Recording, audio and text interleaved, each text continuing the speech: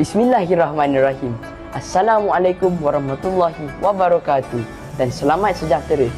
Nama saya Cik Rezael bin Cik Rosami dan pada hari ini saya akan menceritakan tentang tajuk saya iaitu puasa perisai akhlak keji.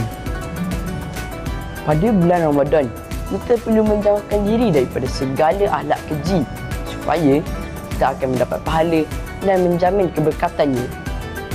Nabi Muhammad SAW pernah bersabda yang bermaksud bahawa puasa itu perisai, iaitu menjauhkan diri daripada keji dan mengengking.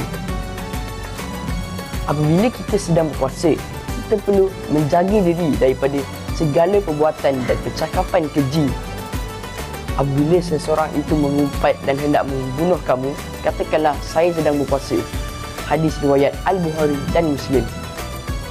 Hadis ini menceritakan kepada kami bahawa fungsi sebenar puasa ialah untuk menjaga seseorang itu sepanjang bulan Ramadan.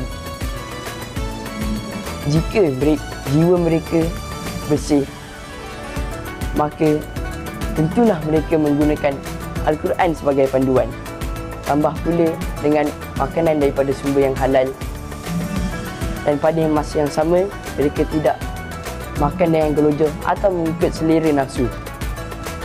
Bagi golongan tersebut, mereka berpegang dengan kata-kata Nabi Muhammad SAW, iaitu jika kamu tidak meninggalkan perbuatan dan percakapan keji sepanjang bulan Ramadan, maka tiada ertinya bagi Allah SWT walaupun meninggalkan makanan dan minumannya.